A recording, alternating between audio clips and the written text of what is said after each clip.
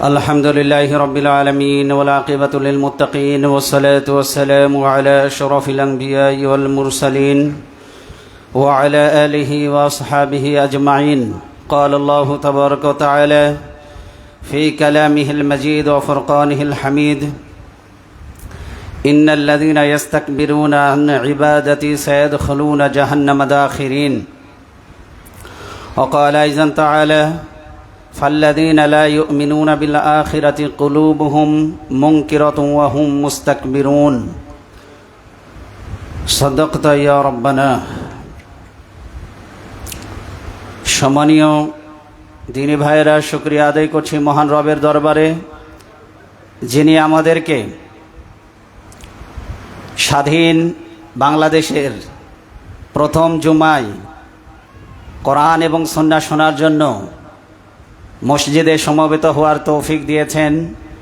সেই জন্য মনিবের দরবারে কলিজা নিংড়ানো শ্রদ্ধা, ভালোবাসা, হৃদয়ের শক্তি, দেহের শক্তি একত্রিত করে আমরা নত শিরে মনিবের দরবারে শুকরিয়া আদায় করছি। সকলে পড়ছি আলহামদুলিল্লাহ। আমরা প্রতি জুমাতেই জাতীয় এবং আন্তর্জাতিক বিভিন্ন আলোচিত বিষয় নিয়ে কথা বলে থাকি।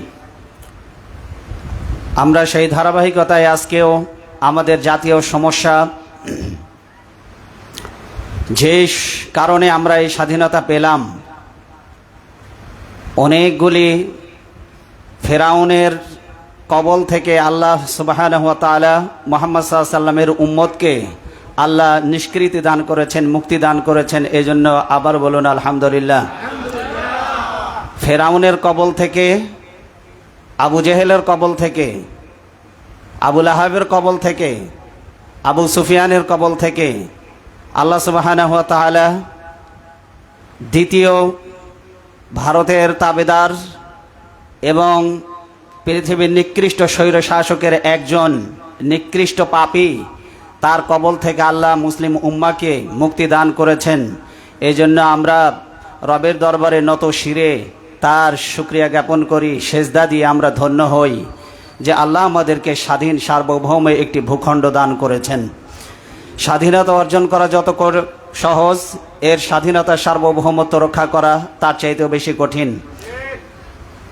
স্বাধীনতা যেভাবে করে আমরা এক বুক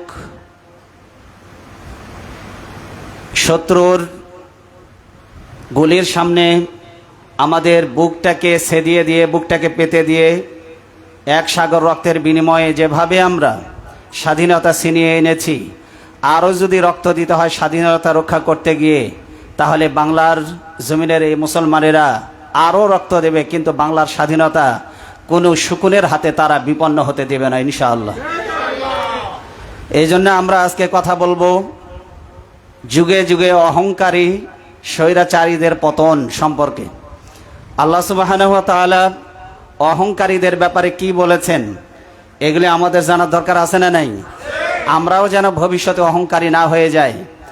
অহংকারীরা হয়তো জানতো না যে আল্লাহর এই বার্তাগুলি, তাই তারা ছোট ছোট অহংকার করতে করতে তারা বড় বড় অহংকারীতে পরিণত হয়েছিল।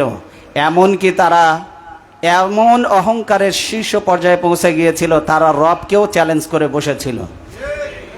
ভাবখানা এমন, তারা ভুলে গিয়েছিল আকাশ এবং জমিনের সার্বভৌমত্ব এবং একচ্ছত্র ক্ষমতার মালিক আল্লাহ, এ কথা তারা ভুলতে বসেছিল। তারা মনে করেছিল আমরা অপ্রতিদ্বন্দ্বী, আমাদের মোকাবেলা করতে পারে এমন কেউ এই বাংলার জমিনে নেই। এমনকি তারা এও ভাবতে শুরু করে দিয়েছিল পৃথিবীতে কেউ মনে হয় তাদের পতন ঘটাতে পারবে না। এই জন্য দুনিয়ার সব বড় পরাশক্তিগুলিকেও সে অনেক সময় চ্যালেঞ্জ করে বসত। কারণ পাশে দাদাবাবুরা আছে না নাই? দাদাবাবুদের শক্তি তাদের মূল শক্তি, আসলে নিজস্ব কোনো শক্তি নেই। ভালো করে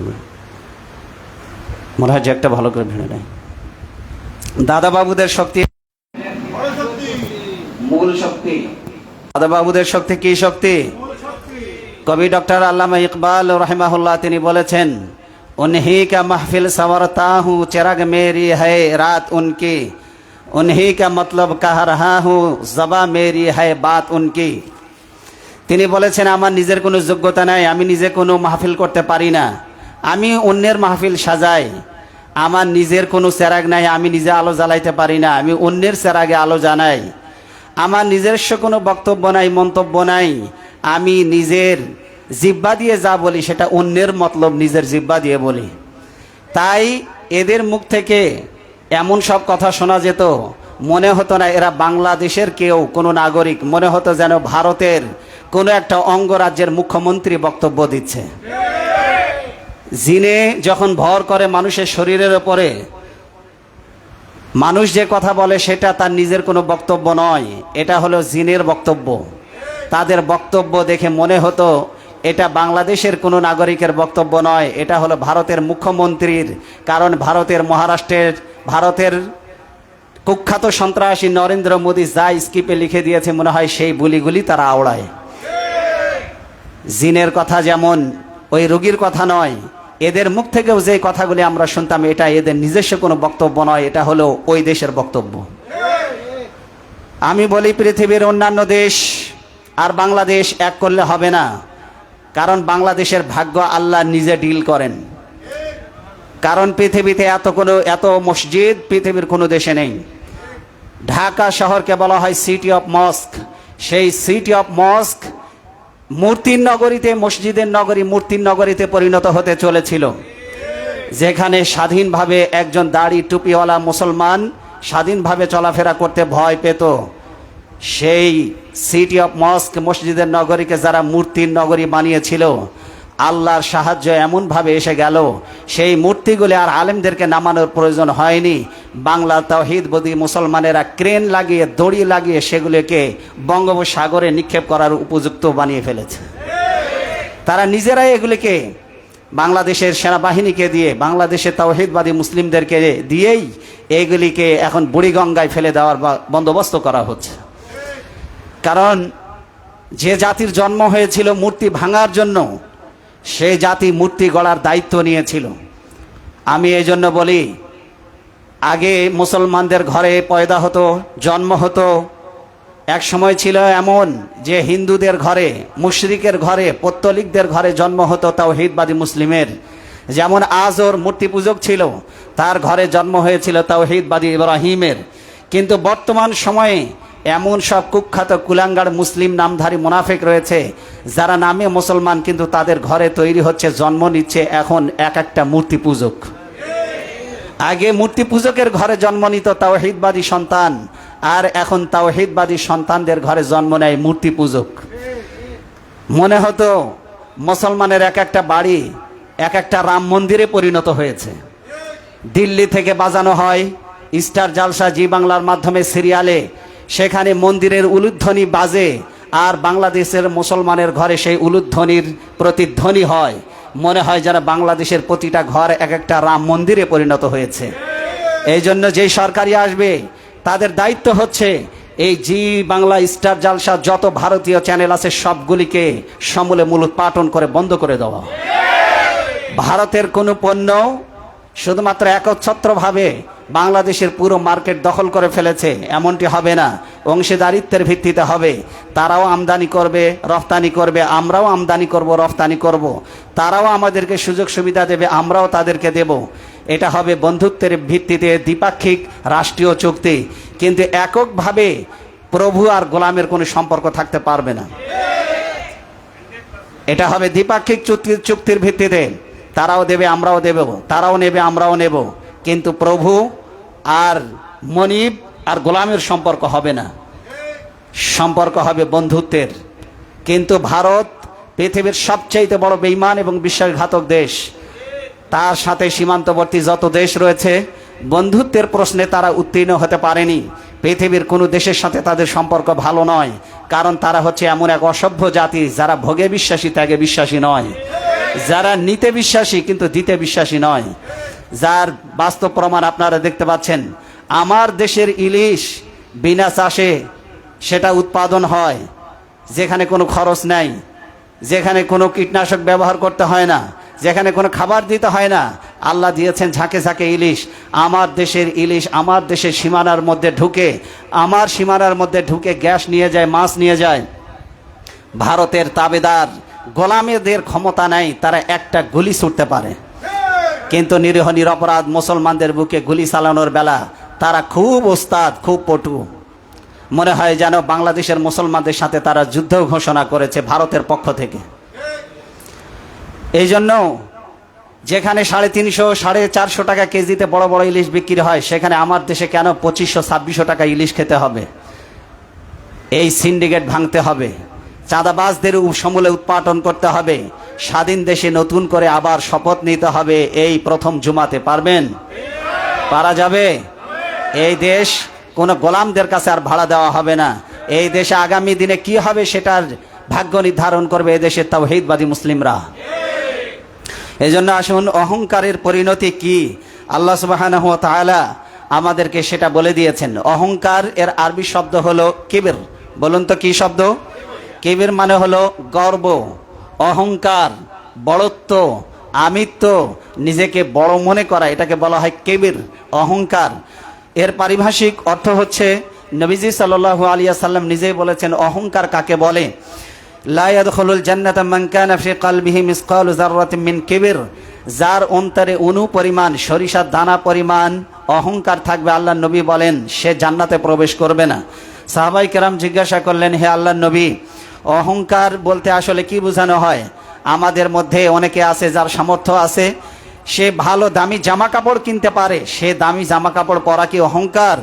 যার সামর্থ্য আছে সে দামি জুতা পরবে, দামি জুতা পরা কি অহংকার? নবীজি বললেন না, দামি জুতা, দামি জামা এগুলি পরা অহংকার নয়। অহংকার তাহলে কি? অহংকার হচ্ছে বাতারুল হক ও গমতুন নাস। অহংকার কাকে বলে? নবীজি বলছেন যে অহংকার হচ্ছে যে দম্ভ ভরে সত্য এবং ন্যায়কে যে অস্বীকার করে। বাতারুল হক, সত্যকে যে সত্য বলে স্বীকার করতে চায় না। আরেকটা হচ্ছে গমতুন নাস, মানুষকে অবজ্ঞা করা। এই জালিমের পতন হয়েছে একটাই কারণ, সেটা হলো মানুষকে অবজ্ঞা করত। তার দলের লোক ছাড়া আর কোনো মানুষকে সে মানুষ মনে করত না। মুক্তিযোদ্ধা ছাড়া আর কোনো এই দেশের কোনো মানুষের কোনো মূল্য তার কাছে ছিল না। প্রকৃত মুক্তিযোদ্ধাদের আমরা সম্মান জানাই, স্যালুট জানাই। তাদের রক্তের বিনিময়ে আমরা প্রথম দেশ, স্বাধীন দেশ আমরা উপহার পেয়েছিলাম। কিন্তু ভুয়া মুক্তিযোদ্ধা যারা ফিল্ডে না গিয়েও যারা মুক্তিযোদ্ধারা ভুয়া ভাতা তুলে খায়, আমরা মনে করি পৃথিবীর নিকৃষ্ট কুলাঙ্গার হলো এরা, যারা দেশের অর্থনীতিকে শেষ করে দিয়েছে। ভুয়া মুক্তিযোদ্ধা সার্টিফিকেট নিয়ে সন্তানদেরকে চাকরি দিয়ে মেধাবী শিক্ষার্থীদেরকে যারা বঞ্চিত করেছে, এরা মানুষের হক নষ্টকারী। সুতরাং এরা কোনোদিন দেশপ্রেমিক হতে পারে না। এরাই হলো কুখ্যাত রাজাকার। আর ইসলামপন্থীদেরকে বানানো হয়েছে রাজাকার। রাজাকারের তালিকা আমরা তৈরি করি নাই, রাজাকারের তালিকা তৈরি করেছে বাম এবং রামেরা। তারাই তৈরি করেছে, যারা কিছু হলেই চুন থেকে পান খসলে ইসলামপন্থীদেরকে রাজাকার বলে মুখে ফেনা তুলতো, তাদের দলেই তারাই রিপোর্ট করেছে তাদের দলেই সবচেয়ে বেশি রাজাকার। সুতরাং রাজাকার বলে মানুষদেরকে দমায় আর রাখা যাবে না। এখন রাজাকার বলতে এখন তাদেরকেই বোঝানো হয়। এখন রাজাকার বলতে, ভারতের দালাল বলতে আমরা ওদেরকেই বুঝি, যারা এই রক্ত পিপাসু, যারা আমাদের ছাত্র ভাইদের, নিরীহ সাধারণ মানুষ, রিক্সা চালক, ঠেলাওয়ালা, কুলি, মজুর, ছোট ছোট বাচ্চাদের জীবনকে যারা কেড়ে নিয়েছে, এরাই হলো কুখ্যাত রাজাকার। এবং ভারতীয় আধিপত্যবাদের দালাল এরা। একবার পাকিস্তানি স্বৈর শাসকদের থেকে আমরা স্বাধীনতা অর্জন করেছি, দ্বিতীয়বার স্বাধীনতা অর্জন করেছি ভারতের দালালদের কাছ থেকে। এই জন্য যারা এই ভারতের আধিপত্যবাদ থেকে মুক্ত করার জন্য যেই বীর সন্তানেরা জীবন দিয়েছে, আল্লাহ তুমি তাদেরকে শহীদের সর্বোচ্চ মর্যাদা দান করে দিও। আর যারা আহত হয়েছে, তুমি তাদেরকে গাজীর মর্যাদা তুমি দান করে দিও। বলেন আমিন। এই ভুয়া মুক্তিযোদ্ধাদেরকে চিহ্নিত করে এদের নিবন্ধন ক্যান্সেল করে এখন থেকে মুক্তিযোদ্ধার ভাতা দেওয়া হবে তাদেরকে, যারা এই দেশের জন্য, এই নবীন মুক্তিযোদ্ধা 2024 সালে যারা যুদ্ধ করেছে, এদেরকে ভাতা দেওয়া হবে। কথা বলেন ঠিক কিনা? এগুলো নিশ্চিত করতে হবে। বাংলাদেশের সুযোগ সন্ধানী এখনো কিছু মানুষ নেমে পড়েছে, সেই বিষয়গুলি আমি একটু পরে বলছি। তাহলে অহংকার হচ্ছে মানুষকে অবজ্ঞা করা, অহংকার হচ্ছে সত্যকে অস্বীকার করা। সুতরাং তারা নিজেরাও জানে, যাদেরকে সত্য অস্বীকার, জলজ্জান্ত মিথ্যা কথা, সত্যকে কিভাবে অস্বীকার করে। যেখানে ছোট ছোট 4 বছর, 6 বছর, 10 বছরের ছোট ছোট নিরীহ নিরপরাধ বাচ্চাদেরকে গুলি করে হত্যা করা হয়েছে, সেই দেশের কুখ্যাত স্বরাষ্ট্রমন্ত্রী সে বলছে ছোট বাচ্চা নাকি নিহত হয়নি। এটা সত্যকে অস্বীকার করা নয়, এটাও এক ধরনের অহংকার। তারা নিজেরাও জানে যাদেরকে মিথ্যা অজুহাতে যাদেরকে ফাঁসির কাস্টডিতে ঝুলানো হয়েছে, যুগের পর যুগ ধরে যাদেরকে যাবজ্জীবন কারাদণ্ড দেওয়া হয়েছে, এই কুখ্যাত জালিমরা সত্যকে অস্বীকার করেছে। এরা নিজেরাও জানে যে এরা স্বাধীনতা যুদ্ধে কোনোদিন যুদ্ধ অপরাধী ছিল না, কিন্তু তারা নিরীহ নিরপরাধ মানুষদেরকে হত্যা করেছে শুধুমাত্র ক্ষমতায় থাকার জন্য। কিন্তু যেই ক্ষমতায় থাকার জন্য তুমি নিরীহ মানুষদেরকে হত্যা করেছো, জেনে রেখো শহীদের রক্ত আল্লাহ কখনো বৃথা যেতে দেন না। আল্লাহ বড় ধৈর্যশীল, 15 বছর তিনি ধৈর্য ধারণ করেছেন। আল্লাহ যখন তার ধৈর্যের সীমা যখন অতিক্রম করেছো, এক থাপ্পড় মেরে তোমাদেরকে বাংলার সীমানা থেকে বের করে দিয়েছেন। শুধু বেরই করে দেননি, পৃথিবীটা তোমাদের জন্য এমন সংকুচিত করে দিয়েছে, পৃথিবীর যেখানে যাবে সেখানে লাথি আর জুতা তোমাদের জন্য অপেক্ষা করতেছে। কোনো জায়গায় জায়গা হবে না, কারণ আল্লাহর জমিন এখন ছোট্ট হয়ে গিয়েছে কাফেরদের জন্য, জালিমদের জন্য। কারণ আল্লাহর জমিনে আল্লাহ তাদেরকে জায়গা দিবে না, আল্লাহর জমিনে দিবে না। একটা ভিক্ষুকের জায়গা হবে পৃথিবীতে, কিন্তু জালিমদের জায়গা হবে না। দেখবেন অচিরেই এরা ফুটপাতে আশ্রয় নেবে। শেষ দিনগুলি, অন্তিম দিনগুলি এদের এমনভাবে কাটবে যে এদের সেবা করবে এমন কোনো মানুষ আপনি খুঁজে পাবেন না। এটা কার পক্ষ থেকে ফয়সালা? কারণ এই রকমের রেজা শাহ পাহলভী এই রকমের জালিম ছিল। সে আজান, মসজিদের মাইকের ধ্বনি, আজান, মুয়াজ্জিন আজান দিয়েছে, সহ্য করতে পারে নাই। সে এমন ঘৃণা ছড়িয়েছিল। এই বছরগুলিতে আমরা আলেম ওলামারা এতটা নির্যাতিত ছিলাম, আমরা স্বাধীনভাবে কথা বলতে পারতাম না এই জালিমদের ভয়ে। কথা বলেন ঠিক কিনা? এমন বহু মসজিদ ছিল যেখানে ইমামদের চাকরি চলে গিয়েছে এই জালিমদের কারণে। কিন্তু আজকে থেকে আমি ঘোষণা করতে চাই, যেই মসজিদে ইমামরা হক কথা বলবে, বুক ফুলিয়ে কথা বলবে, যেখানে ওই জালিমদের কোনো একজন লম্পট যদি দাঁড়িয়ে যদি ইমামকে প্রোটেক্ট করে, ওখানে জুতা পিটা করে ওখানে দাফন করে দিতে হবে। ইমামের ওপরে কথা বলার অধিকার তোমাকে কে দিয়েছে? সুতরাং ইমাম থাকবে নেতার মতো মর্যাদা নিয়ে। এই জালিমদের কারণে ইমামরা বুক ফুলিয়ে কথা বলতে পারতো না, চাকরিচ্যুত করা হতো, জেলখানার ভয় দেখানো হতো। আমি আশ্চর্য হয়েছি, ডিবি হারুন কুখ্যাত এই কুলাঙ্গার, তার আয়না ঘর থেকে কোরআন শরীফ পাওয়া যায়, হাদিস শরীফ পাওয়া যায়। তার মানে ওখানে সব ভালো মানুষেরা গিয়েছিল, কোনো খারাপ মানুষ যায় নাই। ভালো মানুষগুলো ছিল তাদের দৃষ্টিতে সবচাইতে বড় সন্ত্রাসী, আর সন্ত্রাসীরা ছিল তাদের দৃষ্টিতে সবচাইতে বড় দেশপ্রেমিক। সুতরাং এই অন্যায় যুগের পর যুগ ধরে তারা আমাদের প্রতি করেছে। সময় এসেছে, আমার মনে পড়ছে সে আল্লামা দেলওয়ার হোসেন সাইদি রহিমাহুল্লাহর কথা, যার কথা বুক ফুলায় এক সময় আমরা নিতে পারতাম না। এখন আর নিতে কোনো ভয় নেই, এখন আর কোনো আপত্তি নাই। কারণ এত বড় বিশ্ববিখ্যাত আলেমকে যারা ক্লিনিক্যালি মার্ডার করেছে, আল্লামা সাইদির প্রতিটা রক্তের ফোঁটা আগুনের গোলা হয়ে তোদেরকে জ্বালিয়ে পুড়িয়ে ভস্ম করে দিয়েছে। সুতরাং এখনো আছে কিছু কিছু মুসলমান ভয় পায়। আমি বলি এরা কোনোদিন এদের ইমান, কারণ মরে গেছে তো, এখনো যারা ভয় পায় আমি বলবো এদের ইমান নাই, এদের ইমান নতুন করে নবায়ন করতে হবে। কারণ এতদিন ঘাপটি মেরেছিল, উভয় দলে ছিল, মোনাফেক কিছু আছে, গাদ্দার, ইসলামপন্থীদের সাথেও আতাত করে চলে, বাম রামদের সাথেও আতাত করে চলে। কারণ বলা তো যায় না কোন দল আবার ক্ষমতায় যায়। যেই দলই যাক না কেন আমার পিঠটা যাতে বাঁচে, এরকমের গাদ্দার ছিল না? ছিল না? আমি বলবো সেই গাদ্দারিপনা ছেড়ে এখন হকের পক্ষে চলে আসো। সময় আছে, মৃত্যুর আগে নতুন করে ইমান কালিমা পড়ে নতুন করে মুসলমান হও। সুতরাং হকের কথা বলতে আর কোনো দ্বিধা নাই।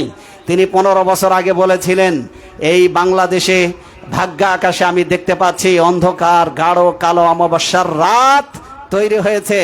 যদি মোকাবেলা করতে না পারেন সক্ষমভাবে, এমন অন্ধকার গাঢ় কালো অমাবস্যার রাত আসবে যার শুভে সাদেক হওয়া কঠিন হবে। ঠিকই 15টা বছর লাগলো সকাল হতে। কত বছর লাগলো? গভীর রাত কেটে সকাল হতে 15টি বছর সময় লেগে গেল। তিনি আরো বলেছিলেন, ধৈর্য ধরো, মার খাও, জেলে যাও, শহীদ হও, আল্লাহর রাস কায়েম হবেই হবে ইনশাআল্লাহ। সেই দ্বার উন্মোচিত হয়েছে। যেমন ফতে মক্কার মধ্য দিয়ে ইসলাম বিজয়ের দ্বার উন্মোচিত হয়েছিল, দ্বিতীয়বার দেশ স্বাধীনতার মধ্য দিয়ে ইসলামপন্থীদের জন্য ইসলাম বিজয়ের দ্বার মুসলমানদের জন্য উন্মুক্ত হয়ে গিয়েছে। এখনো যদি এই মুসলমানেরা দিন ইসলাম কায়েমের জন্য যদি ময়দানে ঝাঁপায়ে পড়তে না পারে, কিয়ামতের ময়দানে আবু জেহেলের সাথে আব্দুল্লাহ ইবনে উবাইয়ের সাথে মুনাফিকদের কাতারে তোমাকে দাঁড়ানো লাগবে। অনেকে আছে নামাজি, শুধু নামাজ পড়ে, আর দিন কায়েমের আন্দোলনে এদেরকে খুঁজে পাওয়া যায় না। দিন কায়েমের দাওয়াত দিলে বলে হুজুর আমি রাজনীতির মধ্যে নাই। বুঝবেন ওইটা হলো কাট্টা শয়তান।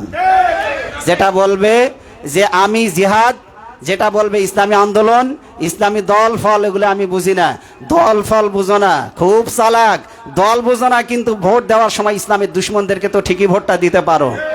দল বুঝো না মানে তুমি কি দুধ কলা খাও না ডাইপার পরো? তুমি কি এখনো ফিডার খাও? বুঝো না? সুতরাং শিশু, আবাল, বৃদ্ধ, বনিতা সবাইকে একজোট হয়ে ইসলামের পক্ষে আগামী দিনে নামতে হবে। রাজি আছি সবাই? রাজি আছে?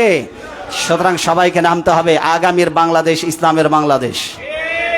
আগামীতে আফগানিস্তানের মতো কালিমার পতাকা উড়বে বাংলাদেশে। লাল সবুজের পতাকার উপরে লেখা থাকবে লা ইলাহা ইল্লাল্লাহু মুহাম্মাদুর রাসূলুল্লাহ। मगरिब की वादियों में गूद यादा हमारा, थनथना था किसी से सैल रवा हमारा। ইথারে অক্সিজেনে পাহাড়ে পর্বত্র সর্বত্র ধ্বনিত প্রতিধ্বনিত হবে, আলোড়িত হবে, আন্দোলিত হবে মুসলমানদের কালিমার আওয়াজ। এই আওয়াজকে রুখে দিতে পারে পৃথিবীতে এমন কোনো শক্তি নেই ইনশাআল্লাহ। কারণ তোমার মতো গাদ্দার মুনাফিক ইসলামের পক্ষে আসলেও বিজয় হবে, না আসলেও বিজয় হবে, কিন্তু মাঝখান থেকে তোমার কপাল পড়বে। ইসলামকে তুমি ঠেকাতে পারবে না। কারণ আবু জেহেল পক্ষে ছিল না, তাই বলে কি ইসলাম বিজয়ী হয়নি?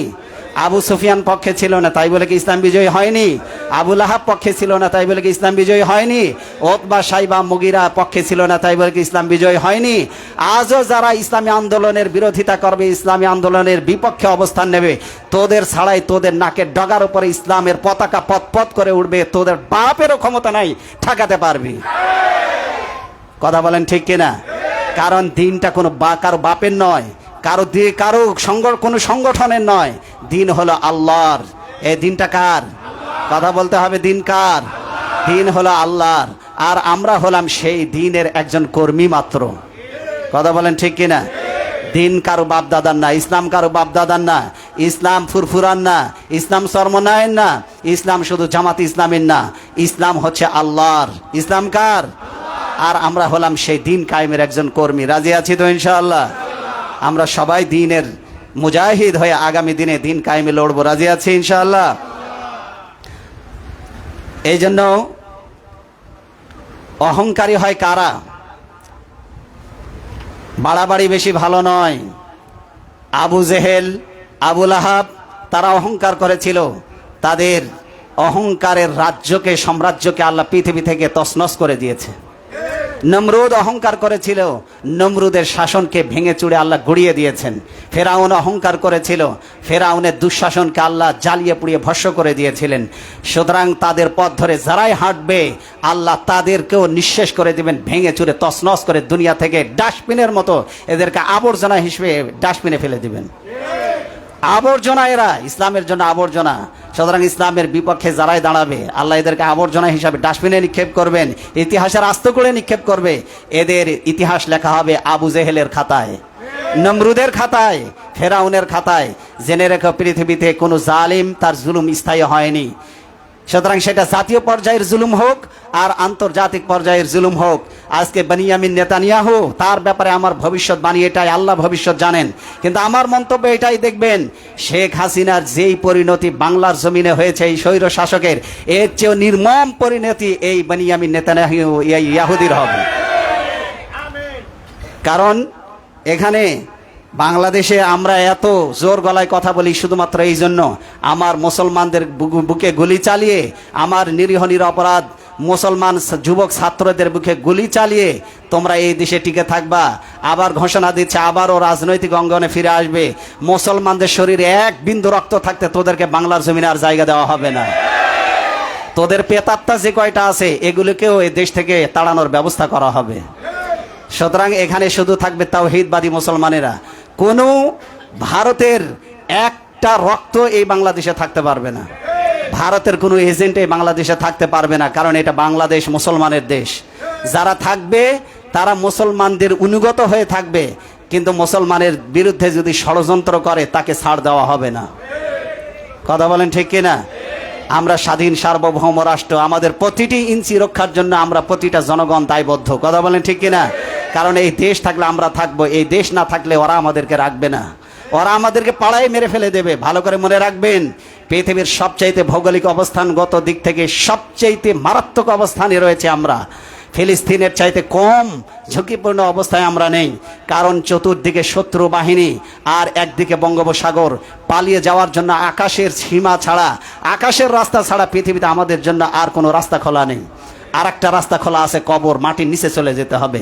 সুতরাং লড়াই যদি করতে হয়, তারেক ইবনে জিয়াদের উত্তরসূরিদেরকে লড়াই করেই বাঁচতে হবে এই বাংলার জমিনে। সুতরাং যত ট্রানজিট করিডোর বাংলাদেশের বুকের ওপর দিয়ে যত ডিল হয়েছিল, সমস্ত ডিলকে ক্যান্সেল করতে হবে।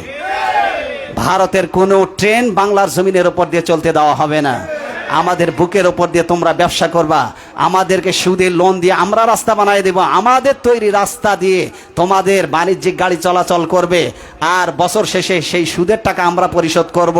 তোমাদের দালালরা থাকলে এটা সম্ভব হতো, তাওহীদবাদী মুসলমানেরা বেঁচে থাকতে তা কোনোদিন এই আশা পূরণ হবে না। কথা বলেন ঠিক কিনা? জাগ্রত জনতা, এই যুবকেরা যতদিন থাকবে জেগে, ততদিন বাংলাদেশ থাকবে অক্ষত। এই জন্য যুবকের হাতে দেশ, নিরাপদ থাকবে বাংলাদেশ। এই জন্য যুবকেরাই আমাদের শক্তি। আর এই যুবকদেরকে, তরুণদেরকে ধ্বংস করে দিতে পারলেই জালিমদের স্বপ্ন সাত বাংলার মাটিতে পূরণ করা সম্ভব। এই জন্য যুবকদেরকে তারা টার্গেট করেছে। এই জন্য যুবকদেরকে নবীজি ভালোবাসতেন। আমাদেরকেও যুবকদের ভালোবাসার দরকার আছে না নাই? কলেজ বিশ্ববিদ্যালয়ের ছেলেরা, এতদিন আমি তো বিশ্বাস করতাম, আমি তো মনে করতাম এখন রক্ত দিলে শুধুমাত্র ইসলামপন্থী মাদ্রাসায় পড়ুয়া ছেলেরাই শুধু রক্ত দেবে। নো, তারাই আমাদের এই ভুল ভেঙে দিয়েছে। তারা প্রমাণ করেছে স্কুল কলেজে বিশ্ববিদ্যালয়ে পড়লেও তাদের ঈমান এখনো নিস্তেজ হয়ে যায়নি। তারা তো সেই প্রমাণ করেছে যে আমরা মৃত্যুকে ভয় পাই না। এটা আমাদের জন্য আবার নতুন করে আশা জুগিয়েছে। সুবহানাল্লাহ। নতুন করে আমাদেরকে স্বপ্ন দেখতে শিখিয়েছে, নতুন করে আমাদেরকে বাঁচতে শিখিয়েছে, নতুন দেশ গড়তে আমাদেরকে স্বপ্ন দেখিয়েছে এই যুবকেরা। সুতরাং এই সম্পদগুলিকে আমরা কি হাতছাড়া করতে পারি? এই যুবকদেরকে পেট্রোনাইজ করা, তাদের লালন পালন করা, তাদের দায়িত্বভার গ্রহণ করা এখন আমাদের দায়িত্ব। এই বেকার যুবকদের কর্মসংস্থানের ব্যবস্থা করে দেওয়া এখন আমাদের দায়িত্ব। কথা বলেন ঠিক কিনা? এই জন্য সবাই মিলে আমরা যুবকদের ভবিষ্যৎ আগামী দিনে গড়ে দেব, কারণ তারাই আমাদেরকে একটি স্বাধীন দেশ উপহার দিয়েছে। আপনারা বলবেন, হুজুর আমরা তো স্বাধীন ছিলাম। নো, ভারতের দালালদের কাছে এই দেশ ছিল স্বাধীন, কিন্তু মুসলমানরা ছিল এই দেশে পরাধীন। ইসলামপন্থীদের জন্য গোটা বাংলাদেশটা ছিল একটা উন্মুক্ত কারাগার। একটা কি ছিল? কারাগার। আমি তো মনে করতাম আবু গরিব কারাগার পৃথিবীর নিকৃষ্ট, এই জাহান্নাম, এই নরক শুধুমাত্র বাগদাদের মাটিতেই রয়েছে, ইরাকে রয়েছে। কিন্তু এটা জানা ছিল না আবু গরিব কারাগারের চাইতে ভয়ঙ্কর আয়নার ঘর নামক কারাগার বাংলাদেশেই এই কুলাঙ্গাড়েরা তৈরি করেছে। আমি বলি এর মাস্টার মাইন্ড যারা যারা এই আয়না ঘর তৈরি করেছে, এই কুখ্যাত কুলাঙ্গার সবগুলিকে ধরে এনে এই যতদিন মৃত্যু না হবে ততদিন পর্যন্ত আয়না ঘরে বন্দি করে রাখো, মৃত্যু পর্যন্ত যারা সূর্যের আলো দেখতে না পারে। কতটা কষ্ট নিজের আত্মীয় স্বজন থেকে দূরে থাকা, নিজের স্ত্রী সন্তান থেকে দূরে থাকা, নিজের পিতামাতা থেকে দূরে থাকা, এরা যেন হাড়ে হাড়ে টের করতে পারে। আপনারা বলবেন, হুজুর আপনারা এত গরম গরম কথা বলেন কেন?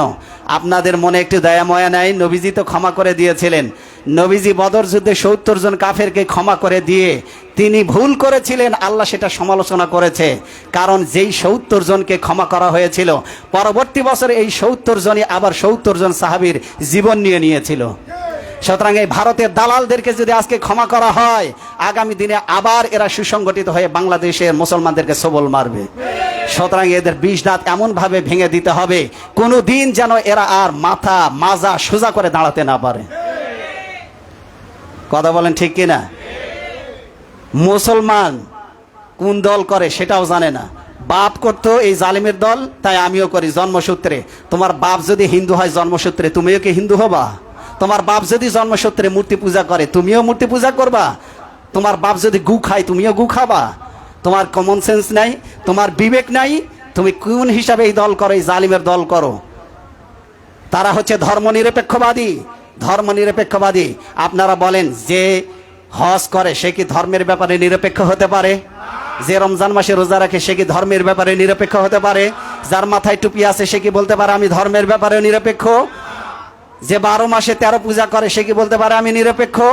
যে 12 মাসে 13 পূজা করে সে হিন্দু, যে সাপ্তাহিক জুমার দিনে টুপি মাথায় দিয়ে দাড়ি মুখে রেখে জুব্বা পাঞ্জাবি গায়ে দিয়ে মসজিদে আসে, অবশ্যই সে যদি বলে আমি নিরপেক্ষ প্রতারক, ভণ্ড অথবা মিথ্যাবাদী অথবা নাস্তিক, সে কখনো নিরপেক্ষ হতে পারে না, সে মুসলিম। যারা গুরুদুয়ারায় যায়, যারা প্যাগোডায় যায়, যারা গির্জায় যায়, হয় তারা ইয়াহুদি না হয় খ্রিস্টান। তুমি মসজিদে গেলে মুসলমান, যদি মন্দিরে যাও তাহলে তুমি হিন্দু, প্যাগোডা গির্জায় যদি যাও তাহলে তুমি খ্রিস্টান নতুবা ইয়াহুদি। সুতরাং নিরপেক্ষ থাকার সুযোগ নেই। সেই জালিমের দল তারা পরিচয় দেয় আমরা হলাম সেকুলার, ধর্ম নিরপেক্ষ। আমি বলি এই দল যারা করে এরা মুসলমান নয়, এরা নাস্তিক। এরা কিসের মুসলমান? মুসলমান হতে পারে না। সুতরাং যারা এখনো ওদের পক্ষ অবলম্বন করবে, এদের জানাজা পড়া সুস্পষ্টভাবে কোরআনে নিষেধ। আপনারা বলবেন হুজুর প্রমাণ দেন। সূরা তাওবা 10 নম্বর সূরা 81 এবং 84 নম্বর আয়াত। মুসলমান নামাজ পড়তো, মুসলমান আর মুনাফিক চিনবেন কি করে? মুসলমানও মসজিদে আসে, মুনাফিকও মসজিদে আসে। মুসলমানের মাথায় টুপি থাকে, মুনাফিকের মাথায় টুপি থাকে। মুসলমানের মুখে দাড়ি থাকে, মুনাফিকের মুখেও দাড়ি থাকে। চিনবেন কি করে? চিনবেন এভাবে, ইসলামে জিহাদকে যারা অপছন্দ করে, ইসলামী দল, ইসলামী সংগঠন, ইসলাম কায়েম হোক এটা যারা চায় না, ধর্ম নিরপেক্ষ আন্দোলন যারা করে, বুঝবেন ওরাই হলো মুনাফিক। আর ওদের জানাজা পড়া আল্লাহ স্পষ্টভাবে নিষেধ করে দিয়েছে। 84 নম্বর আয়াত 10 নম্বর সূরা আত-তাওবা, ওয়ালা তুসাল্লি আলা আহাদিম মিনহুম মাতা আবাদান ওয়ালা তাকুম আলা কবরি। ও নবী, কোন মুনাফিকের জানাজা তুমি আর কখনো কোনো দিন পড়বে না। আল্লাহ আব্দুল্লাহ ইবনে উবাইয়ের জানাজায় মুহাম্মদ সাল্লাল্লাহু আলাইহি ওয়াসাল্লাম যখন শরীক হয়েছিলেন, আল্লাহ বলে দিলেন কোনো মুনাফিকের জানাজা আজকের পর থেকে তুমি পড়বে না। নবীজি মৃত্যুর আগ পর্যন্ত আর কোনো মুনাফিকের জানাজা পড়েননি। সুতরাং যারা ইসলামী আন্দোলনের বিরোধিতা এখনো যারা করবে, আপনারা চিহ্নিত করবেন এদের জানাজা পড়া যাবে না। ফতোয়া দিয়ে দিলাম কোরআন থেকে, আল্লাহর ফতোয়া, এটা আমার কোনো ফতোয়া নয়। সুতরাং হয় তুমি মুসলমান হও, যদি তোমার সাঁড়াল হতে মন চায় একটা ধুতি পরো, এরপরে নমো নমো করে স্লোগান দিয়ে তুমি মন্দিরে চলে যাও। তোমার মতো দুই একটা কুলাঙ্গার যদি ইসলাম ধর্ম ত্যাগ করে চলে যায়, মুসলমানদের কিছু এসে যায় না। যদি হিন্দু হতে মন চায়, অনেক মুসলমান দেখি পোস্ট দেয়, হতে পারতাম যদি তার মতো, এক হিন্দু কবির মতো হতে পারলে নাকি জীবন ধন্য হয়ে যেত। মুসলমান পোস্ট দেয় হিন্দুর মতো হতে পারলে নাকি তার জীবন ধন্য হয়ে যেত। তোমার কে নিষেধ করেছে? একটা ধুতি কিনো, একটা টিকি রাখো, তুমি ইসলাম থেকে চলে যাও। তোমার মতো শয়তান ইসলামে না থাকলে কিচ্ছু আসে যায় না। মুসলমানরা তোমার জানাজা পড়া থেকে মুক্তি পেল, তোমার জানাজা কেউ পড়বে না। সুতরাং এই মুনাফিকদেরকে চিহ্নিত করতে হবে। এরা মুসলমানদের মধ্যে ঘাপটি মেরে থাকে। মুসলমানদের বিজয় হলে তাদের মনে দারুণ কষ্ট। আজ মুসলমানেরা বিজয়ী, মুসলমানদের মনে বিজয় উল্লাস।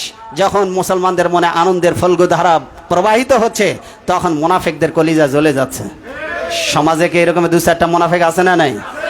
এখনো কলিজা জ্বলে যাচ্ছে ওদের, কারণ মুসলমানদের বিজয়কে এরা সহ্য করতে পারে নাই, ইসলামপন্থীদের বিজয় সহ্য করতে পারে নাই। আগামী দিনে বলে মৌলবাদের বাংলাদেশ, দেশটা নাকি মৌলবাদী জঙ্গি হয়ে যাচ্ছে। ভারতে প্রচার করা হচ্ছে হিন্দুদেরকে পিটায় নাকি সব আমরা বাংলাদেশ থেকে বের করে দিচ্ছি। আপনারা বলেন, আপনাদের যশোর এলাকায় তো হিন্দু আছে না নাই? আচ্ছা, কোনো হিন্দুকে কি আজ পর্যন্ত আমরা পিটিয়েছি? প্রমাণ দেখাতে পারবেন? আমরা মুসলমানের গায়ে, আমরা মুসলমানরা হিন্দুদেরকে পিটায়ে ভারতে তাড়াই দিয়েছে, কোনো প্রমাণ আছে আপনাদের কাছে? কোন মুসলমান হিন্দুদের মন্দিরে আগুন দিয়েছে, আছে কোনো প্রমাণ? হয় ওরা ভারতীয় এজেন্ট দালালদেরকে দিয়ে গোপনে আগুন দেওয়াচ্ছে, আর না হলে ওই দলের ওই জালিমের সদস্যরাই গোপনে আগুন দিয়ে মুসলমানদের ঘাড়ের উপরে চাপিয়ে দিচ্ছে। একটা সাম্প্রদায়িক দাঙ্গা লাগানোর জন্য তারা চেষ্টা করছে। আমরা কখনো হিন্দুদের বিপক্ষে নই, ওই সমস্ত হিন্দুদের বিপক্ষে যারা বাংলাদেশে বসে এই বাংলাদেশকে ভারতের অঙ্গরাজ্য বানানোর স্বপ্ন দেখে, আমরা ওদের বিরুদ্ধে। সুতরাং একটা হিন্দু তার দেশে, আমাদের দেশে স্বাধীনভাবে সে মূর্তি পূজা করবে, সে মণ্ডপে যাবে, আমরা বাধা দেব না, বরং আমরা মুসলমানেরা তাদের মন্দির পাহারা দেই। এই নজির আছে না নাই? ইসলামী সংগঠনের কর্মীরা রাত জেগে পাহারা দিচ্ছে না, দিচ্ছে না? যাদেরকে তোমরা ঠেঙ্গিয়েছ, এই পুলিশ বাহিনী এই ইসলামী আন্দোলনের কর্মীদেরকে দেখলেই গুলি করত। যাদেরকে বাড়িতে ঘুমাতে দিত না, এখন রাতের অন্ধকারে তাদেরকে ফোন করে বলতেছে, ভাই 10-15 বছর তোমাদের উপরে জুলুম করেছি, এখন যদি কেউ পাশে থাকে তোমরা ছাড়া আমাদের পাশে আর কেউ নাই। ভাই রাতের বেলা ক্ষুধার্ত, আমরা 2 দিন ধরে কিছু খাইনি, আমাদের কিছু খাবার দিয়ে যাও। যাদের বুকে গুলি করেছিলে এই ইসলামী আন্দোলনের সংগঠনের কর্মীরাই রাতের অন্ধকারে বিরিয়ানির প্যাকেট তোমাদের ঘরে পৌঁছে দিয়েছে। সুতরাং আমরা প্রতিশোধে বিশ্বাস করি না, কিন্তু প্রতিশোধ ওদের বিরুদ্ধে নিতে হবে যারা শোধরাবে না, যারা সুযোগ পেলে আবার সবল মারবে, এদেরকে কখনো ক্ষমা করা যাবে না। কিন্তু সাধারণ পুলিশ যারা ব্যবহৃত হয়েছে, আমরা ওদেরকে বলি তোমরা আবার তোমাদের কর্মস্থলে ফিরে এসো, তোমরা আবার স্বাভাবিক জীবনে চলে আসো। কিন্তু মুসলমানদের যদি এখন সুযোগ নেওয়ার চেষ্টা করো বেশি, তাহলে ফলাফল কিন্তু ভালো হবে না। এই কিছু অসাধু পুলিশ আছে যারা এখন বিদ্রোহ করছে। এই দেশে আইন শৃঙ্খলা ভেঙে পড়ার যখন উপদ্রব হয়েছে, যেখানে পুলিশি কোনো নিরাপত্তা নাই, যেখানে প্রশাসনিক কোনো নিরাপত্তা নাই, সেই সময় পুলিশ বাহিনী তাদের কর্মস্থলে ফেরার পরিবর্তে রাষ্ট্রের বিরুদ্ধে এখন বিদ্রোহ ঘোষণা করেছে। তারা এখন কর্মস্থলে যাবে না, এত দফা তেত দফা এভাবে করে শুধু দফার পর দফা দিয়ে যাচ্ছে। আমি বলি এখন কিসের দফা? এখন দেশ গড়ার স্বপ্ন নিয়ে যুবকেরা এগিয়েছে, তোমাদের দফা বাস্তবায়ন করা হবে। আগে সরকার গঠন হোক, দেশটা একটা স্টেবল পর্যায়ে যাক, তারপরে তোমাদের দাবি দেওয়া শোনা হবে, মানা হবে। কিন্তু এখন অর্থনীতি ভঙ্গুর অবস্থায়, সরকার ব্যবস্থা ভঙ্গুর অবস্থায়, এখন যদি বিদ্রোহ করো, সবগুলোকে বরখাস্ত করে দিয়ে আমাদের 25 থেকে 26 লাখ যুবক এখনো বেকার রয়েছে, সব বেকার যুবকদেরকে তোমাদের কর্মস্থলে নিয়োগ দেওয়া হবে। বেশি ফাল পাড়ার চেষ্টা করো না, এখনো তাড়াতাড়ি কর্মস্থলে যোগদান করো। বেশি ফাল পারলে, কারণ এখন যুবকদের হাতে ক্ষমতা। পুলিশদেরকে এখন জনগণকে বলতে হবে স্যার, এখন ওদেরকে স্যার স্যার করা লাগতো, এখন জনগণকে স্যার বলতে হবে। কারণ তোরা জনগণের সেবক, আমাদের টাকায় তোদের বেতন হয়। সুতরাং কর্মচারী সে কি স্যার বলবে নাকি মনিবকে স্যার বলতে হবে? কর্মচারীকে কি আপনারা স্যার বলেন নাকি মনিবকে স্যার বলতে হয়? মনিবকে স্যার বলতে হয়। আমাদের টাকায় যাদের বেতন হয়, আমরা হলাম মনিব, আর ওরা হলো আমাদের চাকর, প্রজাতন্ত্রের চাকর, রাষ্ট্রের চাকর, জনগণের চাকর। সুতরাং তোমাদেরকে আর স্যার বলা হবে না। এখন থেকে সাধারণ একটা রিক্সা চালক, ভ্যান চালক, ঠেলাওয়ালা, কুলি, মজুর, জেলে, নাপিত, তাঁতি, ধোপা, যে কোনো মুসলমান, যে কোনো ধর্মের বর্ণের হোক না কেন, সবাই, নারী পুরুষ ছোট বড় যারাই যাবে তোমাদের কাছে সেবা নিতে, সবাইকে এখন থেকে স্যার বলতে হবে। সুতরাং এই সময় বেশি বিটলামু করলে ক্ষমা করা হবে না। সবাই কর্মস্থলে যোগ দিতে হবে। আর ছাত্ররা তোমাদের ছাড়াও যে দেশ চালাতে পারে, ইতিমধ্যে তা প্রমাণিত হয়েছে। কথা বলেন ঠিক কিনা? কারণ তোমরা থাকতে যেভাবে দেশ চলতো তার চাইতে এখন ভালোভাবে দেশ চলতেছে। তোমরা থাকতে তো রাজধানীতে কখনো দেখা যাইতো না যে যানজটবিহীন গাড়ি চলাফেরা করেছে। যানজট লেগেই থাকতো সারা বছরের চিত্র। কথা বলেন ঠিক কিনা? 10 মিনিটের পর পার হতে হতো 2 ঘন্টায়। কিন্তু এখন ছাত্ররা দায়িত্ব নেওয়ার পর থেকে রাজধানী চিত্রই পাল্টে গেছে। রাজধানীতে এখন আর কোনো যানজট নাই। রাজধানীবাসী বলছে আমাদের এই 25 থেকে 30 বছরের জীবনে এইরকমের স্বস্তির ঢাকা আমরা কোনোদিন দেখিনি। সুতরাং বেশি ফাল পাড়ার চেষ্টা করো না, সবগুলোকে বহিষ্কার করে দিয়ে ছাত্রদেরকে নিয়োগ দেওয়া হবে তোমাদের জায়গায়। সুতরাং সবগুলি তাড়াতাড়ি যাও। আর আগের মতো বেশি বাদরামু বিটলামু করলে, যারা বেশি অতিমাত্রায় দালালি করেছো, একটাকেও ছাড় দেওয়া হবে না, সবগুলোকে বিচারের আওতায় আনা হবে। কারণ এখন যুবকদের হাতে ক্ষমতা। কাদের হাতে ক্ষমতা? এই প্রবীণ বদমাইশদের হাতে আর ক্ষমতা নেই। এই যে ইতিমধ্যে যে সরকার গঠন হয়েছে, আমার কাছে অত্যন্ত ভালো লেগেছে। অনেকের কাছে ডক্টর ইউনূস চুলকানি। আমি বলি ডক্টর ইউনূসের মতো যোগ্যতা তোমরা অর্জন করতে পারোনি কেন? ফতুয়াবাজি করার বেলা আসো, ডক্টর ইউনূসের মতো যোগ্যতা অর্জন করে তারপরে ফতুয়াবাজি করো। ওরা যখন অর্থনীতি নিয়ে গোটা দুনিয়া চষে বেড়াচ্ছে, যখন ওরা নোবেল বিজয় অর্জন করছে, ওরা যখন বিজ্ঞানে যখন গোটা দুনিয়া চষে বেড়াচ্ছে, তখন তোমরা বহু তালাকের মাসলা নিয়ে শুধু কিলাকিলি, 8 রাকাত পড়বা না 20 রাকাত পড়বা সেটা নিয়ে কিলাকিলি। আর এখন ফতুয়ার ঝুড়ি নিয়ে নামছো, আমরা ডক্টর ইউনূসকে মানি না। ডক্টর ইউনূসকে মানবা না। অর্থনীতির যে ভঙ্গুর অবস্থা, পৃথিবীতে বাংলাদেশকে এখনো রিপ্রেজেন্ট করতে পারে এবং বিশ্বব্যাংক থেকে এখনো পর্যন্ত সুদমুক্ত লোন আনতে পারে, বহির্বিশ্বে বাংলাদেশের আবার দ্বিপাক্ষিক চুক্তিকে এগিয়ে নিতে পারে। ডক্টর ইউনূসের বিকল্প বাংলাদেশ আর একটাও নেই। সুতরাং উনি তো স্থায়ীভাবে ক্ষমতা হাতে নেয় নাই, উনি নিয়েছে সাময়িক সময়ের জন্য। সুতরাং উনি আবার নির্বাচিত প্রতিনিধিদের হাতে ক্ষমতা হস্তান্তর করবে। সুতরাং এই মুহূর্তে বিভাজন তৈরি করার কোনো সময় নেই, সুযোগ নেই। এখন ঐক্যবদ্ধ হয়ে দেশ গড়তে হবে। সবাইকে রাজি আছেন? আর দালাল যেগুলি আছে, এখনো পর্যন্ত স্বাধীনতা অর্জন হয়নি, দালাল কিছু আছে এখনো, পেতাত্তা, ভারতের পেতাত্তারা এখনো আছে। দেখলাম গোপালগঞ্জে, আমি বলি গোপালগঞ্জের নামই চেঞ্জ করে দেওয়া হবে। গোপালগঞ্জ নামে কোনো জেলা বাংলাদেশে থাকবে না, নাম চেঞ্জ হয়ে ওটার নাম ইসলামাবাদ হবে। দাঁড়াও। কারণ গোপালগঞ্জে দেখলাম এখনো সুরকি ঢাল তলোয়ার নিয়ে তারা রাস্তায় নেমেছে। এই স্বৈরাচারের পতনে তারা খুব ব্যথিত, তারা স্লোগান দিচ্ছে রাজপথ ছাড়ি নাই। আমি বলি ছাত্র জনতা আবার যদি জেগে ওঠে, গোপালগঞ্জ থেকে তোদেরকে ভারত, তোদের মামু বাড়ি নানা বাড়ি দিল্লিতে পাঠিয়ে দেওয়া হবে। সুতরাং বাংলাদেশে থেকে বাংলাদেশে স্বৈরাচারের পক্ষে আন্দোলন করবি আর বাংলাদেশে থাকবি, বাংলাদেশে তোদেরকে থাকতে দেওয়া হবে না, তোদের নানা বাড়ি যা। সুতরাং বাংলাদেশে এখনো যারা স্বৈরাচারের পক্ষ নেবে এদেরকে ক্ষমা করা যাবে না, এদেরকে বয়কট করতে হবে। ছেলে মেয়ে থাকলে বিয়ে দিবেন না, ব্যবসা বাণিজ্য থাকলে ওদের কাছে জিনিস কেনা বেচা বন্ধ, মরে গেলে ওদের জানাজা পড়া বন্ধ। যদি জানাজা পড়তেও হয় বিনা উজুতে চালাই দিবেন। রাজি আছেন? রাজি আছেন মুসলমান? সুতরাং ভারতীয় দালালদের আর সুযোগ দেওয়া হবে না। আগামীর বাংলাদেশ ইসলামের বাংলাদেশ। কথা বলেন ঠিক কিনা? আমরা সবাই ইসলামের সৈনিক। কার সৈনিক? ইসলামের সৈনিক। কেন বললাম? দুনিয়াতে বেঁচে থাকতে যে দল আপনি করেন ওই দলের ব্যাপারে কবরে প্রশ্ন করা হবে। কি প্রশ্ন করা হবে? কবরে দলের ব্যাপারে প্রশ্ন। হুজুর কে আবার কেমন কথা বললেন? আরে মিয়া, মান রব্বুকা মা দীনুকা মান নাবিয়ুকা, তোমার রব কে, তোমার নেতা কে, তোমার আদর্শ কি? তো তোমার আদর্শ কি? তোমার আদর্শ যদি বলো আমার আদর্শ ধর্মনিরপেক্ষ, ফেরেশতারা ওই সময় পেদানি শুরু করবে। তুমি যদি বলো আমার আদর্শ জাতীয়তাবাদ, সেকুলার, আমার আদর্শ কমিউনিজম, ফেরেশতারা লাঠি পিটা করে তোদের শোয়াই ফেলবে ওই জায়গায়। কিসের আদর্শ তোমার? তুমি মুসলমান। আমি বলি যখন তুমি দুনিয়ায় এসেছিলে তখন আল্লাহু আকবার আজানের ধ্বনি তোমার কানে উচ্চারিত হয়েছিল। যেই দিন তুমি মসজিদে এসেছো আজানের ধ্বনি শুনে এসেছো, যেই দিন তোমার মৃত্যু হয়েছে আল্লাহু আকবার বলে তোমার জানাজার কাফন দাফন শেষ করা হয়েছে, জীবনের প্রথম দিন সেই দিনও তুমি এসেছো, তোমাকে আজান শোনানো হয়েছে। যেই দিন তুমি দুনিয়া থেকে বিদায় হয়ে গেলে সেই দিনও তোমার ধ্বনি আল্লাহু আকবার বলে তোমাকে দুনিয়া থেকে বিদায় করা হলো। তার মানে বোঝানো হলো দুনিয়ার শুরু থেকে শেষ পর্যন্ত মুসলমানের একটাই স্লোগান, একটাই আদর্শ, নারায়ে তাকবীর, আল্লাহু আকবার। নেতাদেরকে প্রশ্ন করো, নেতাদেরকে বলো নেতাজি এত স্লোগান দিতে পারি কিন্তু নারায়ে তাকবীর আল্লাহু আকবার বলতে পারি না কেন? নেতাদের কাছে কোনো জবাব নাই। এত স্লোগান দাও, জয় বাংলা স্লোগান যত জোরে দিবা আওয়াজ যাবে নিচের দিকে, কিন্তু আল্লাহু আকবার যত জোরে স্লোগান দিবা আওয়াজ যাবে উপরের দিকে। কথা বলেন ঠিক কিনা? সুতরাং মুসলমানের একটাই স্লোগান, নারায়ে তাকবীর আল্লাহু আকবার। কারণ এই কণ্ঠ কে দিয়েছে? এই জবান কে দিয়েছে? এই আলো বাতাস কার? এই জমিন কার? সূর্য কার? চন্দ্র কার?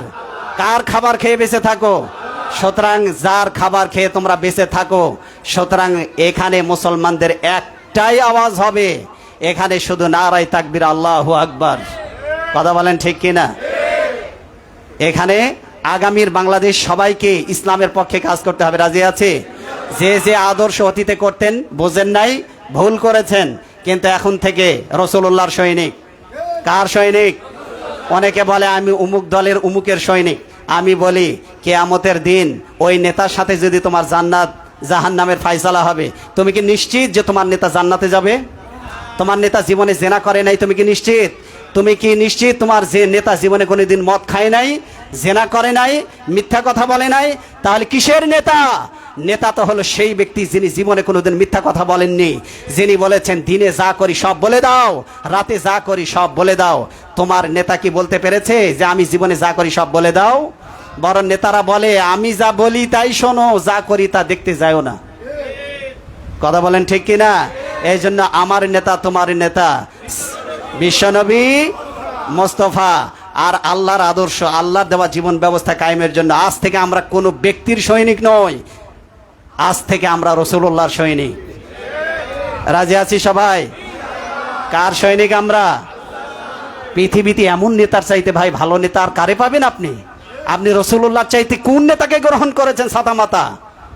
রাসূলুল্লাহর চাইতে কিসের লেনিন, কিসের কার্ল মার্কস, কিসের হেগেল, কিসের সূর্য সেন, কিসের রবীন্দ্রনাথ?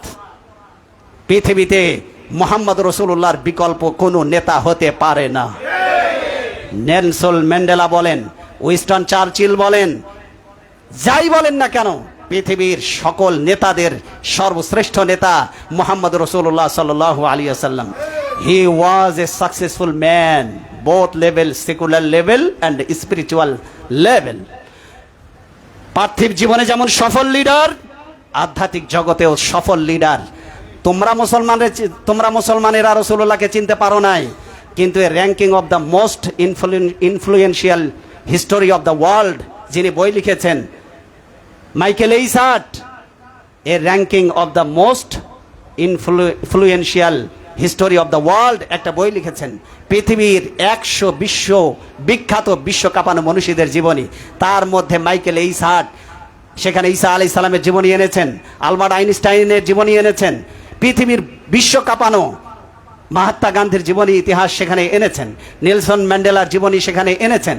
কিন্তু পৃথিবীর সকল নেতাদের উপরে সর্বশ্রেষ্ঠ নেতার জায়গা দিয়েছেন মুহাম্মদ রাসূলুল্লাহ সাল্লাল্লাহু আলাইহি ওয়াসাল্লাম। সুতরাং আমরা তার সৈনিক। আজকে থেকে আমরা আল্লাহ এবং রসুলের সৈনিক, পৃথিবীর কোনো মানুষের সৈনিক নয়। আগামী দিনে আমরা কাজ করব ইসলামের জন্য। কারণ যেই দিন তোমাকে কবরে রাখা হবে, সেই দিন বলা হবে বিসমিল্লাহি আলা মিল্লাতি রাসূলুল্লাহ, আল্লাহর নামে রসুলের দলে উঠাই দিলাম। কার দলে? কার দলে? কিন্তু এতদিন যেই দলের আন্দোলন করে আসছো, সেই দলের নাম নাই কেন? সেই দলের নাম নাই কেন? কারণ অনুসারীরাও জানে এতদিন যেই দলে ছিলি, এখন আর এই দলে থাকলে তোর পিঠে চামড়া থাকবে না, এবার রসুলের দলে যোগ দে। কিন্তু তোমার মতো মরা পচা গলা ওই লাশ নবীজি আর নিবেন না। কারণ দুনিয়াতে তোমার ভালো দেহটা চেষ্টা সংগ্রাম তুমি আল্লাহর জন্য করনি, তোমার মরা পচা গলা ওই লাশ ওই উম্মতকে নবীজি নিতে আসবেন না। এই জন্য আমরা আগামীর বাংলাদেশ ইসলামের বাংলাদেশ। রাজি আছি সবাই? মাঠে কাজ করব তো সবাই ইসলামের পক্ষে। কোনো বাবার দিকে দাওয়াত দিই নাই, বলি নাই আমার বাবার দিকে আসেন, আমার দাদার দিকে আসেন বলি নাই, বলেছে আল্লাহ এবং রসুলের দিকে আসো। মদিনায় নবীজি তোমাদের জন্য অপেক্ষা করেছে। ও নবীজির উম্মতেরা, নবীজির আদর্শ রেখে যাও, আদর্শ কায়েমের জন্য সবাই আসো। আমরা ঐক্যবদ্ধভাবে ইসলাম কায়েমের জন্য চেষ্টা করি।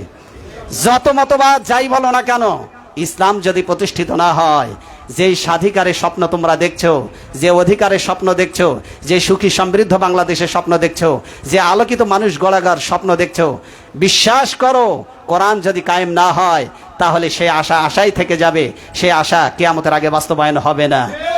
কারণ I have sent down the Holy Quran in order to lead the mankind out of darkness. অন্ধকার বিজয়, আপনার অধপতন থেকে বিজয়ের দিকে, চূড়ান্তভাবে বিজয়ের দিকে নিতে পারে একমাত্র কোরআন। কে নিতে পারে? বলেন কে নিতে পারে? কারণ এই পৃথিবীর মানুষগুলি আল্লাহ তৈরি করেছেন। এই জন্য সবাই বিশ্ব শান্তি কিভাবে প্রতিষ্ঠিত হবে তার রোড ম্যাপ বলা হয়েছে কোরআনে। কোথায় বলা হয়েছে? কোরআনে। হুয়াল্লাযী আরসালা রাসূলাহু বিল হুদা ওয়া দীনিল হক লিইয়ুযহিরাহু আলাদ-দীন কুল্লিহি ওয়া কাফা বিল্লাহি শাহীদা। আল্লাহ বলছেন, who has Saint down the Holy Quran in order to lead the mankind out of darkness. আল্লাহ বলছেন, I have sent down the messenger with guidance. His responsibility is prevail on all over the religion. আল্লাহ বলছেন, আপনি কেন অন্য আদর্শের দিকে যাচ্ছেন? আল-ইয়াওমা আকমালতু লাকুম দীনাকুম ওয়া আতমামতু আলাইকুম নি'মাতি ওয়া রাদিতু লাকুমুল ইসলাম দীনা. This day I have perfected your religion, completely my favor upon you, and have chosen you Islam as your religion. Islam as your religion. ইসলাম ছাড়া কোনো গতি নেই। এই জন্য ইসলামের পক্ষে আছি আমরা সবাই। কারা কারা রাজি আল্লাহর এই দুহাত তুলে দেখাও মুসলমান। নারায়ে তাকবীর, নারায়ে তাকবীর, লিল্লাহে তাকবীর। আল্লাহ আমাদেরকে ইসলামের বিজয় আগামী দিনে সুনিশ্চিত করে ঘরে ফেরা তৌফিক দান করুন। হাযা মা ইনদি ওয়াল ইলমু ইনদাল্লাহ আলাইহি তাওয়াক্কালতু ওয়া ইলাইহি উনীব।